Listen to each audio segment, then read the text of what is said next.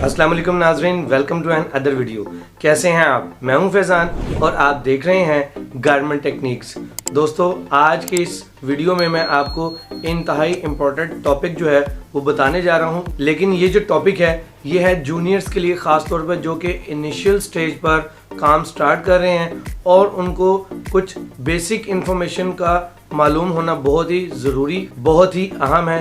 इसलिए इस वीडियो के अंदर मैं आपको स्मॉल पार्ट में जो हेमिंग का एक मेथड होता है उसके बारे में बताऊंगा कि डबल हेम क्या होती है, सिंगल हेम क्या होती है, ओवरलॉक वाली हेम क्या होती है, या इसके अंदर हम जो लॉक स्टिच और चेन स्टिच लगाते हैं वो क्या होती है, और जो हेम हाथ से की जाती है और जो फोल्डर से की जाती है उनमें क्या फ़र्क हो सकता है, उसका क्या फ़ायदा और क्या नुकसान हो सकता है। आज इस वीडियो में तफसील से बात करने की पूरी कोशिश करेंगे। तो दोस्तों, अगर आपको ये वीडियो पसंद आए तो इस वीडियो को लाइक और शेयर कीजिएगा और मेरे इस चैनल को सब्सक्राइब करने के साथ में लगी बेल आइकन को दबाना बिल्कुल भी मत भूलिएगा। इसके अलावा दोस्तों, आप मुझे यूट्यूब, फेसबुक पेज, टिकटॉक और स्नैक वीडियो पर भी फॉलो कर सकते हैं। तो चलिए दोस्तों, बढ़ते हैं अपने इंटरेस्टिंग टॉपिक की तरफ, जो कि है हेमिंग पर और लॉक और चेन स्टिच के ऊपर।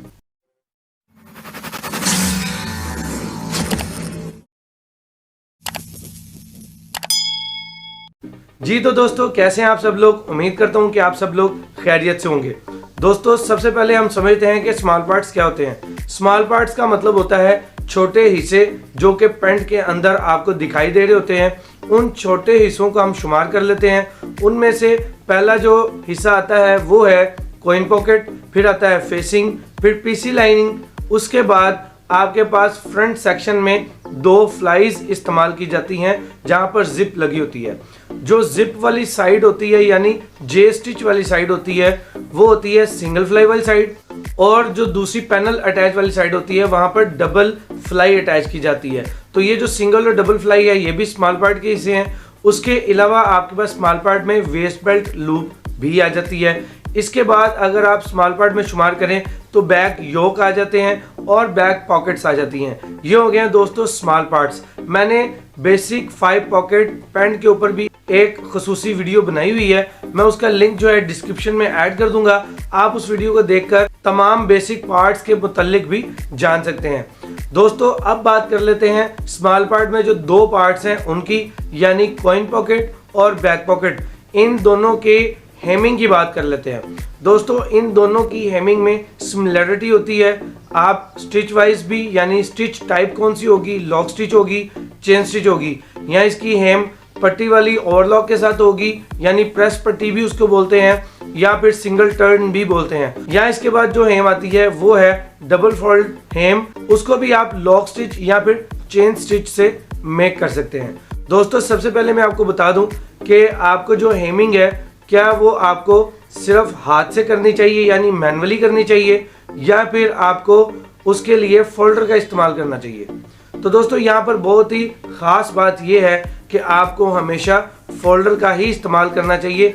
उसका फ़ायदा ये होता है कि आपकी जो बैक पॉकेट या कॉइन पॉकेट की हेम होती है उसमें कोई भी वेवीनेस नहीं आती, या उसमें जो सोइंग मार्जिन होता है वो कम या ज़्यादा नहीं होता, उसकी शेप आउट नहीं होती, उसके ऊपर वाले और नीचे वाले एजेस जो हैं वो बराबर रहते हैं। तो इस तरह से काफ़ी चीज़ों को आप कंट्रोल कर सकते हैं। लेकिन अगर इसके बरअक्स आप मैनुअल हेमिंग करते हैं, यानी कि हाथ से हेम करते हैं, फोल्ड करते हैं, चाहे वो डबल फोल्ड हो या सिंगल फोल्ड हो, तो आपको कभी ना कभी प्रॉब्लम का सामना करना पड़ सकता है। उसमें आपका नीचे वाला एज बहुत ही ज़्यादा डिस्टर्ब हो सकता है, ऊपर वाला और नीचे वाला एज बराबर नहीं आ सकते। उसके अलावा जब वो हाथ से मेक करेगा, फोल्ड करेगा, तो उसमें सोइंग मार्जिन को भी वो अनबैलेंस कर जाएगा, या आपकी कॉइन या बैक पॉकेट की शेप जो है वो डी शेप हो जाएगी या वो बेस शेप हो जाएगी। दोस्तों, पॉकेट की शेप जो है वो बिल्कुल स्ट्रेट होनी चाहिए, सीधी होनी चाहिए। बेस शेप कहते हैं जो नीचे को ऐसे कर्व आ रहा हो, और डी बोलते हैं जो ऊपर को ऐसे हेम जो है वो कर्व में आ रही हो, उसको डी शेप बोलते हैं। तो हैंडलिंग से भी ये प्रॉब्लम आ जाती है, फोल्डर से भी आ सकती है, लेकिन फोल्डर पे चांसेस नहीं होते। आप मशीन की सेटिंग और फोल्डर की सेटिंग और ऑपरेटर की हैंडलिंग ठीक करवा दें तो ये चीज़ें बेहतर हो सकती हैं। इसके अलावा ओवरलॉक के साथ सिंगल टर्न जो होता है या सिंगल फोल्ड जो होता है उसमें भी आप बगैर नोचिस के अगर उसको फोल्ड करने की कोशिश करते हैं तो आपके पास एक बल्ब के अंदर जो उसकी एक्यूरेसी है वो नहीं आएगी, तो आपको एक परेशानी का सामना करना पड़ सकता है। इसलिए आपको या तो अगर उस पर नोच है तो नोच से रखकर उसको फोल्ड करें, और अगर नोचेस नहीं है तो प्रेस पर जितनी भी आपको एक इंटरनली पट्टी चाहिए होती है उसका हार्ट पैटर्न मेक करें और उसके बाद उसको उसके ऊपर प्रेस करवाएं। अगर आपको उसकी जो भी हाइट रिक्वायर्ड है, यानी 3 सेंटीमीटर रिक्वायर्ड है या 2.5 सेंटीमीटर रिक्वायर्ड है, उसके मुताबिक आप हार्ट पैटर्न उसको काट कर दे देंगे प्रेस वाले को, और प्रेस वाला उसके ऊपर पट्टी लगा कर देगा और आपकी हेम जो है वो स्मूथ हो जाएगी। अब दोस्तों बात कर लेते हैं क्विकली कि आपकी जो हेमिंग है उस पे लॉक स्टिच और चेन स्टिच का क्या किरदार हो सकता है, उसका क्या फ़ायदा होता है, और ये चेन और लॉक स्टिच है क्या। दोस्तों सबसे पहले ये समझ लेते हैं कि चेन स्टिच क्या है। चेन स्टिच एक ऐसी सिलाई होती है जिसको इन साइड से आप देखेंगे तो वो आपको उभरी हुई और मोटी सिलाई नज़र आएगी, वो काफ़ी थिक होगी, और अगर आप उसको ऊपर वाली साइड से देखेंगे तो आपको बिल्कुल लॉक स्टिच की ही तरह नज़र आएगी, यानी फ्लैट नज़र आएगी। आपको चेन को समझने के लिए इन साइड देखना पड़ेगा। अगर आप इन साइड देखते हैं और चेन स्टिच जो है आपको विजिबल हो जाती है, नज़र आ जाती है, और वो काफ़ी आपको थिक नज़र आती है, तो समझ जाएं कि ये चेन स्टिच है। और आप चेन स्टिच को जहां पर ऑपरेशन का एंड होता है उस साइड से जब आप खोलेंगे तो वो थ्रू आउट वो खुलती ही चली जाएगी। चेन स्टिच हमेशा उस मशीन पर बनती है जिसके अंदर लूपर मौजूद होते हैं और डायरेक्ट कोन लगाई जाती है और कोन से सीधा धागा जो है वो लूपर में डाला जाता है। इसके बाद अगर हम बात करते हैं लॉक स्टिच की, तो दोस्तों लॉक स्टिच को समझना बहुत आसान है। लॉक स्टिच आप चाहे ऊपर से देखें या नीचे से देखें, वो आपको तकरीबन एक जैसी ही स्टिचेस नज़र आ रही होंगी, उसमें कोई भी थिन या थिक नज़र नहीं आ रही होगी। उसकी रीज़न ये है, लॉक स्टिच जो है वो एक ख़ास मशीन ही तैयार कर सकती है। दोस्तों आमतौर पर आपने घरों में देखा होगा कि हमारी माएँ बहनें जो है वो कोई ना कोई फैब्रिक या सूट सिलाई कर रही होती हैं, उसके अंदर आपको डब्बी और फिरकी देखने को मिलती है जिसके ऊपर धागा चढ़ाया जाता है। इसी तरह से गारमेंट्स इंडस्ट्री में भी काफ़ी ऐसी मशीनें होती हैं जिनको सिंगल मशीनें बोला जाता है। उसके अंदर बोबन केस और बोबन लगाई जाती है जिसको हम फिरकी और डब्बी भी बोलते हैं। उसकी वजह से लॉक स्टिच बनती है।